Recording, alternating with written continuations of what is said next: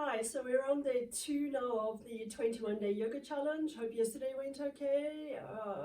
What did you feel in your shoulders, in your hips? Feel free to repeat all of that. Gomukhasana, garudasana, sitting on a chair, one leg over, leaning forward, and then one forward extension. I thought we would move on a little bit today. So we're going to start lying down.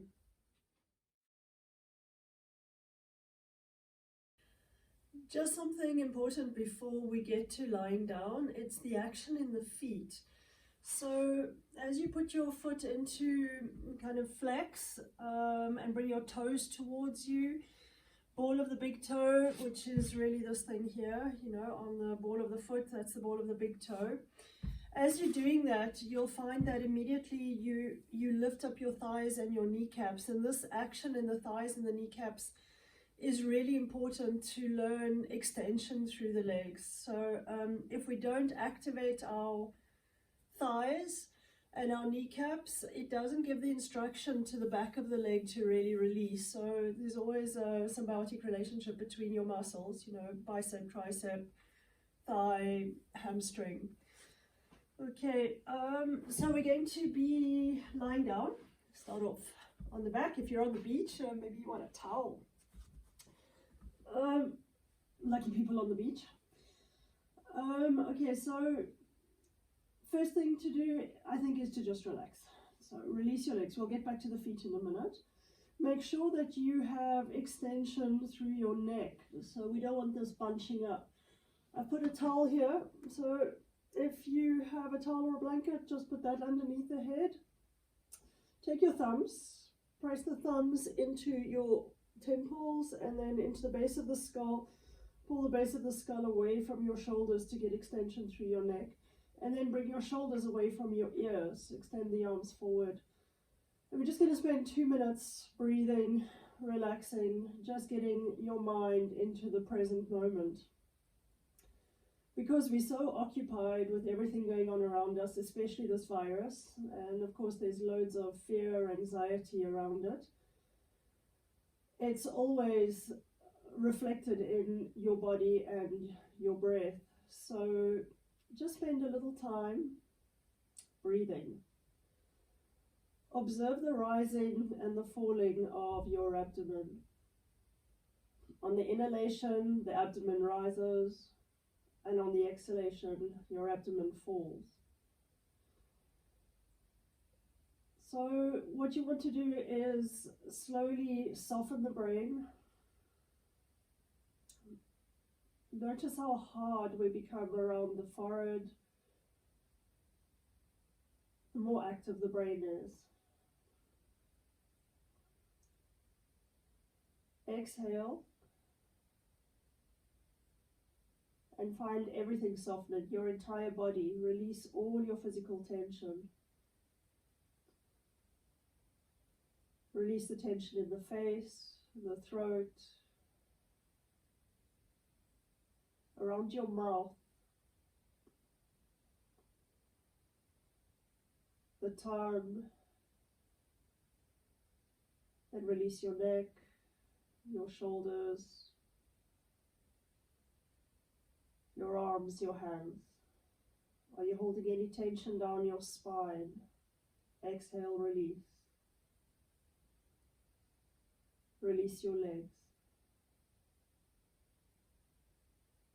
Now once again, bring your attention to the rising and the falling of the abdomen. So we slowly want to slow this breath down. You don't want to manipulate it and force it. It's kind of organic, but if you fix your intention to slow things down, the body will follow. So you want slow, smooth, even breaths. And watch those exhalations. Try and make sure that every exhalation is complete. If we finish our exhalations, there's a lot more space for an inhalation. But we tend to gulp air when we're stressed.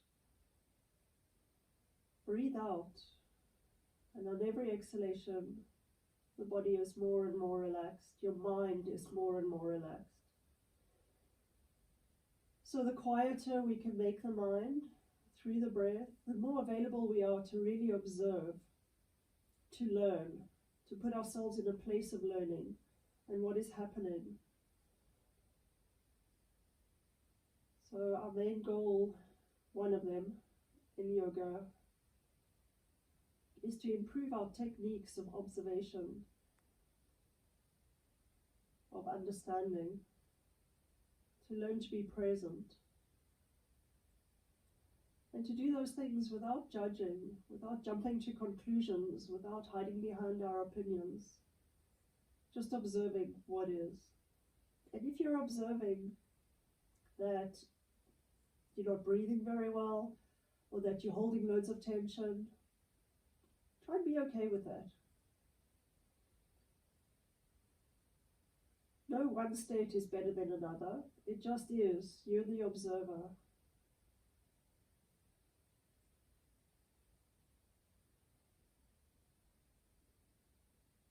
And one last big exhalation before we move on.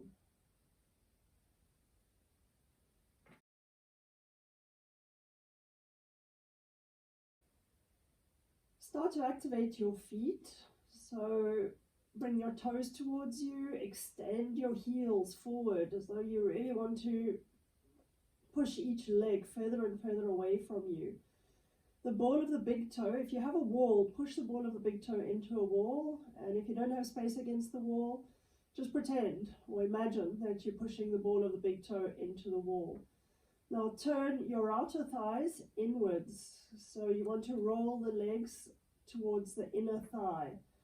Why? Because if you let your legs roll out, it goes into the sacroiliac. So we want to open up the back of the body, your sacrum, sacroiliac area. So roll the thighs inwards.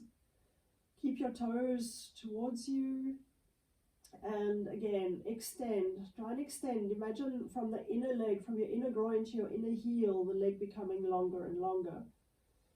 Okay, and slowly we add the arms. Just a simple extension.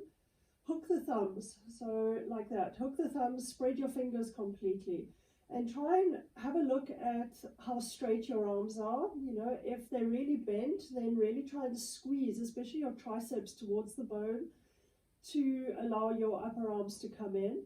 Your forearms turn inwards, so this will, against, you know, the resistance of the thumbs against each other. And look at what this does to your arms. In other words, the relationship between the bones of the upper arm and the forearm. Okay, now widen across the chest, and then slowly you're going to bring the arms down. So the slower you go, the more you're going to observe your, you know, what's happening in your arms, what's happening in your shoulders. So you'll probably find things get a bit jumpy or wobbly at a certain moment, and if that's the case, you get this like little wobble going on.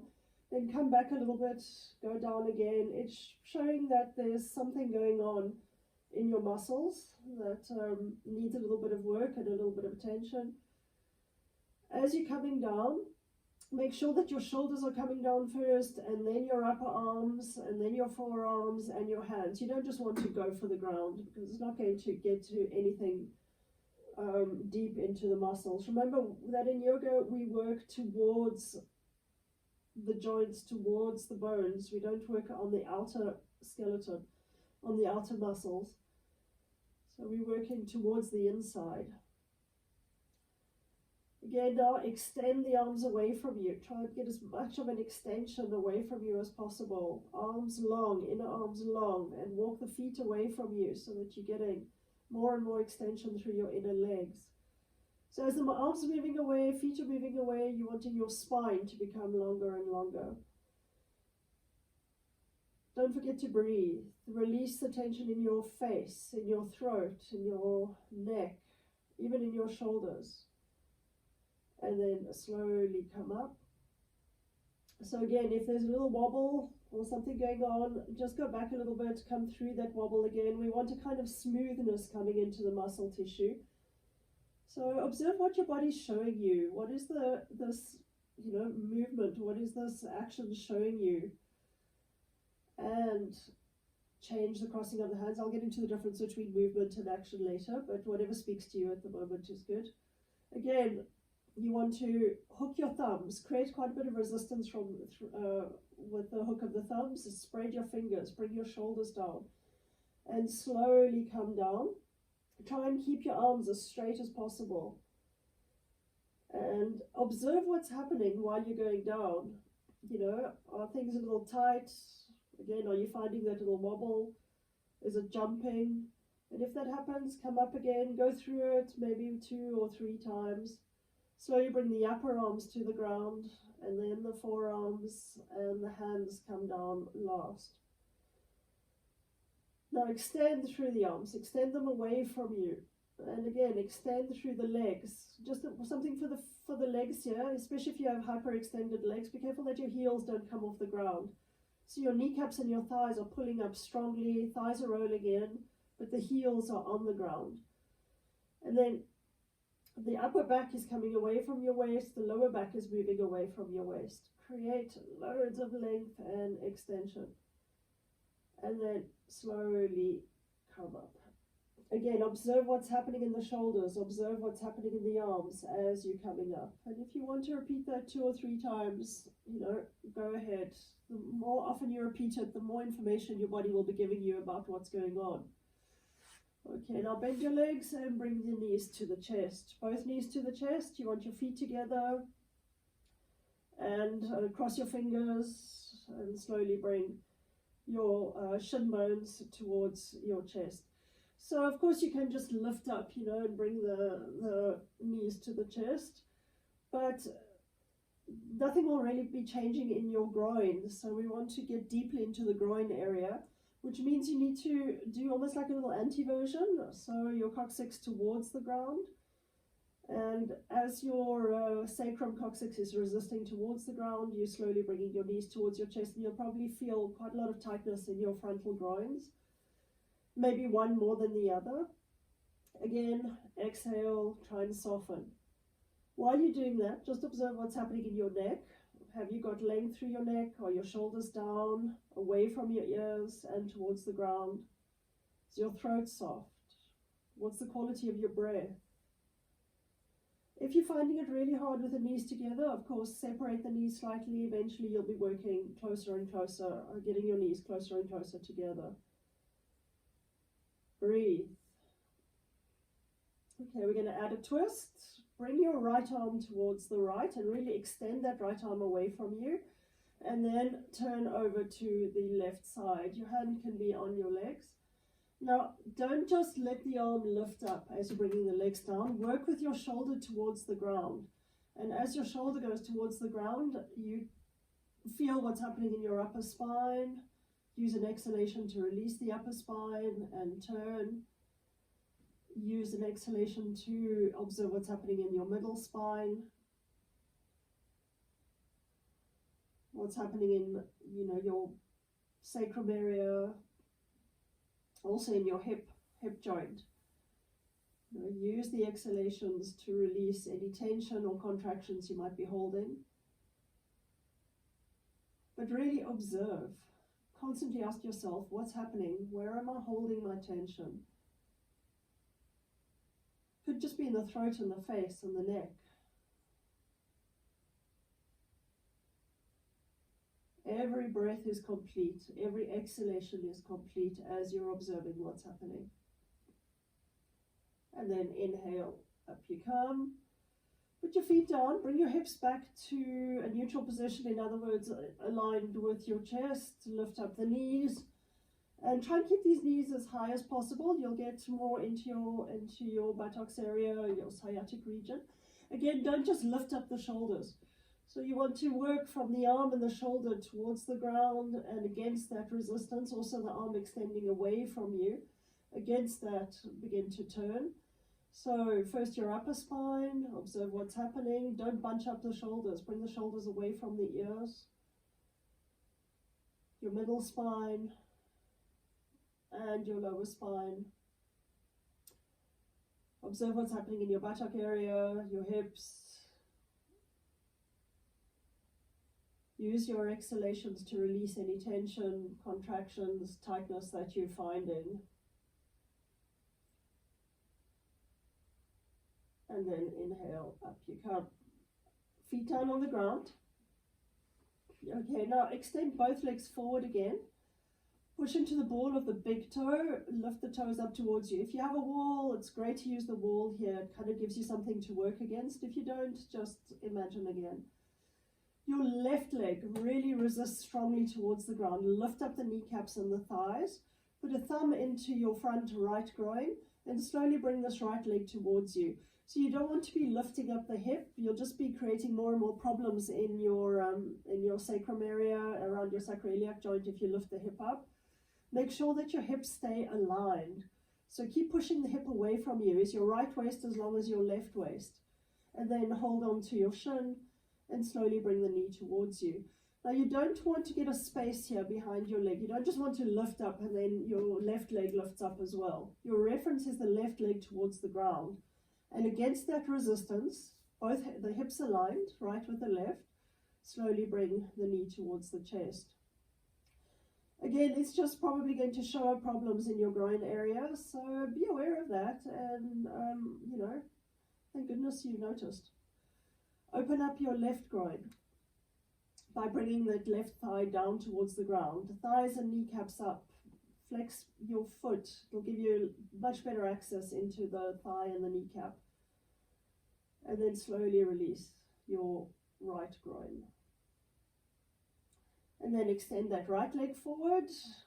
Foot in flex position, heel out. Always turn the heels out slightly, thighs in.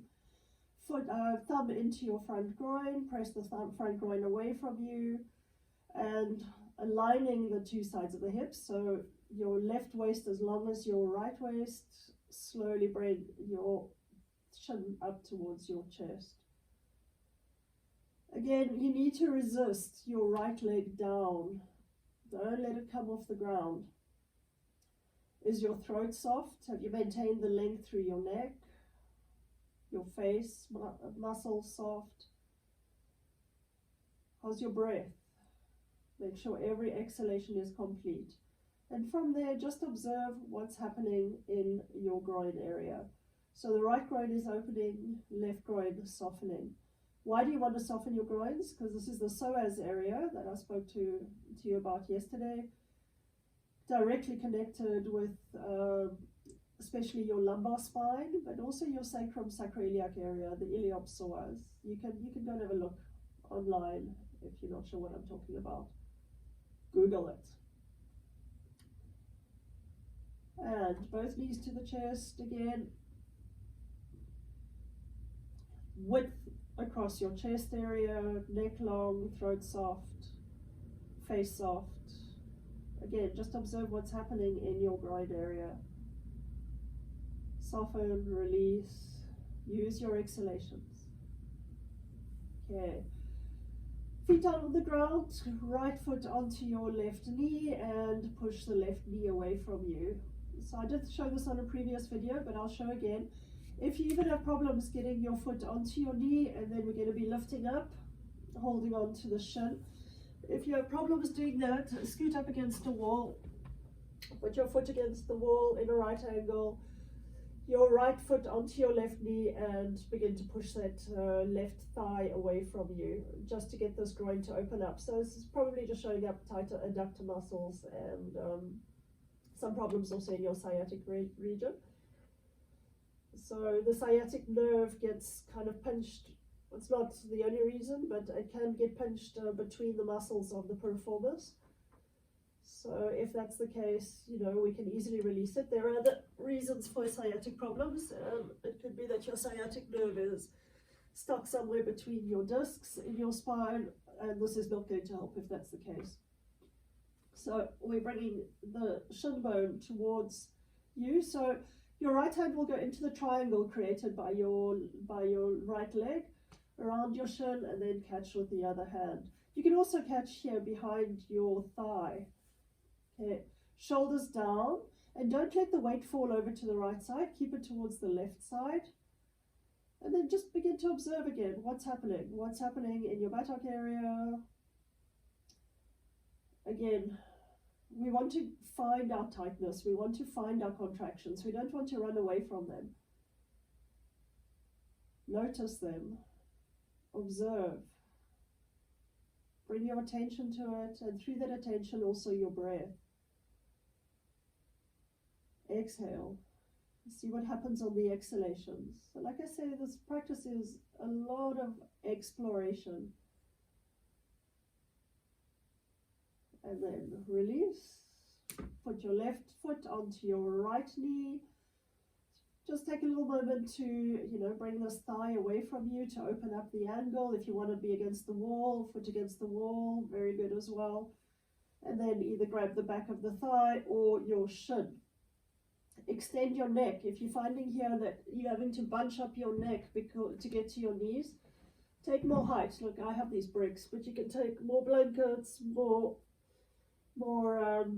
towels, and put them under your neck so that you're maintaining this extension through the neck. Okay. And then make sure that your chest is wide, clavicle bones wide, that your face is soft, throat is soft. Go for the double chin. And if it's there, learn to laugh at it. We're so vain.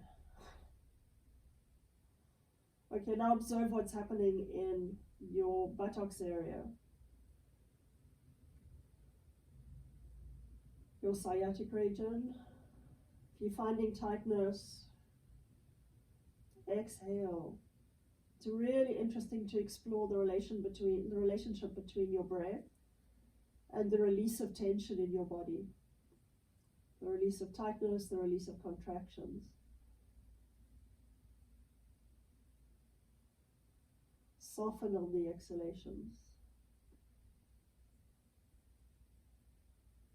And release. Feet down. And then bring both knees to the chest. Once again, feel if there's any difference now in your front groins. And relax. Roll to the right side. And up you come.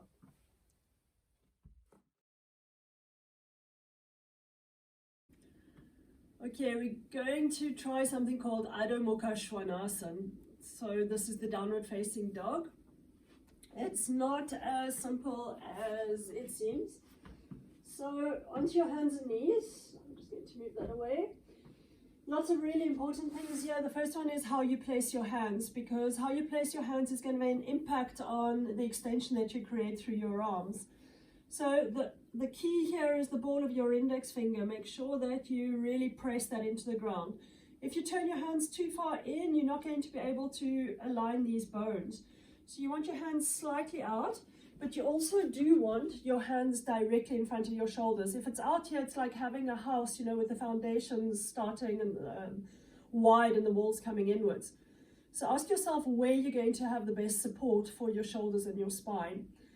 Also, you want these bones to be aligned, so we don't want a hyperextension with it coming in. We also don't want the arms like this, because then you're just going to be powering your way through the posture instead of creating support for it. So to bring these bones into alignment, you press into the ball of this index finger, forearm comes in, and eventually these upper arms will come out because it will create width across your upper spine. But more about that later. That's the arms. The legs, so again, let's go back to that. As you place your hands carefully with attention. Ball of the index finger, ball of the index fingers, fingers spread wide, and turn your forearms in for now. In other words, it's almost like your elbows are facing each other. Okay, and now just to measure the distance, it's really just, it's not scientific at all, just roughly. If you come down like this, you'll roughly have the right distance. So your hands a little bit in front of your shoulders. It might be bigger, it might be smaller. You're trying to create like a sharp V angle here. And up you come. Start off with your legs bent and try and bring your abdomen onto your knees. Spread your your feet quite wide. Create width across the ball of the foot. Create length through the arch of the foot. So try and liven up your feet as much as possible. And now really try and get your upper spine to come in. Lift your sitting bones up and then extend through your legs. So slowly straighten those legs and strongly press the thighs backwards. Like you really want to get your hip area away from your spine area to create length through the spine. And then slowly you can bring your heels down towards the ground. So what a lot of people will be tempted to do is to just drop the heels towards the ground like this, and then they get into a kind of round spine thing. So, you know, your posture should be a little bit more open, with the feet a lot more active, and I'll get into feet again later. I did in my first video, but not in this series, in another one. And then really try and extend through your arms. Create as much length as you possibly can. Bring the upper spine in. And now with the thighs pressing firmly back. Don't force your heels down. Try and lift the inner thighs up, your inner legs up. Lift up your sitting bones. Create a sharp V angle if you can. And then walk forward.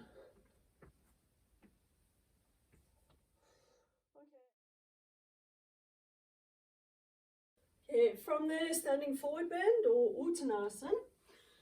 So measure the distance from the wall, and then you're going to want to create some action in your feet and in your legs. So the ball of the big toe again is really important. From there you want to create loads of width across the ball of the foot and length through the arch of the foot. So you want feet that are energetically alive. So measure the distance, or you can take a chair. Chairs are very good here as well, wall or chair depending on how your hamstrings are doing. And I'll show you the final posture as well. So here to, you know, just measure the distance, and then width across the ball of each foot, length through the arch of the foot. So if I show from the front, if you want to create some kind of feeling coming through this arch of the foot, your heels are going to come out a bit to get that. Great to work with the toes lifted. It will give you loads more access to the energy in your feet. Okay, so from the feet, maybe legs a little bent to start off with. You know, extend through the inner feet and then slowly press the thighs back. So you also want to be creating like a resistance here, like your outer calves want to come in. And this will help you to zip this energy up the inner legs and get your legs extended more and more. So again, feet and then the legs. Lift up through the thighs and the kneecaps and extend your spine as far as you can. Create length also through your armpits. Really, really long arms. Spine long. Okay, now for those who can, hands down to the ground or on bricks. You can use bricks as well. And then you slowly come down into an uttanasana. Okay, I'll show with bricks. Bricks are really good. Again, you guys who like doing woodwork, this would be a great business. Some nice wooden bricks, you know, here. So just for this kind of position, you're going to be very tempted to just go round back and down and force your hands down towards the ground, which is probably going to create tearing in your hamstrings, as well as herniated discs that I spoke about yesterday. So you want length through your spine. So, you know, take enough height. Might be here too before you extend back. This might be your position for now. Or here. Choose a height where you really can get your upper spine to come in, your neck long. And then gradually over time. So I'm a big fan of saying work on the 5-year, 10-year, 20-year plan when it comes to your legs and especially your hamstrings. Especially, you know, people who have concrete hamstrings. And that's not a bad thing because you probably have a lot more stability. But, you know, you slowly want to create extension because of the fascia and the muscles. If we shorten our back legs, we generally, you know, tend to risk having problems with pain in the back. So we want to lengthen the back leg. Width through the clavicle bones. For those who can, you know, come down a little further. But as you're coming down, you're bringing your abdomen towards your legs and not just collapsing everything forward with a round spine. So no herniated discs. Extension forward. And then you can also release the neck. And slowly come up. Again, now if you want to repeat what we did yesterday, sitting on a chair, it's kind of what we were doing on the ground, you know, with one leg, opening up, coming forward. Maybe I should just show you the profile of that picture, of that posture. Yeah, I haven't had enough coffee this morning. So leg comes onto, or foot comes onto your leg. And then as you're coming forward again, you want to come forward with a straight spine. You don't want to come forward with a round spine, because firstly, you'll have absolutely no access into here, which is where we're trying to go. And secondly, again, you're going to risk herniating discs in your spine. So you want to go forward with a really long straight spine. The circular action is in the hips. And, you know, come up, change legs.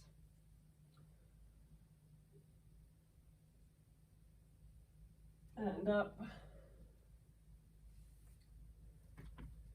Maybe sit here for a minute or two, watch your breath, you know, try and calm the mind a little bit. The quieter we can make the mind, the less stressed out we are. Have a super, super day. Thank you.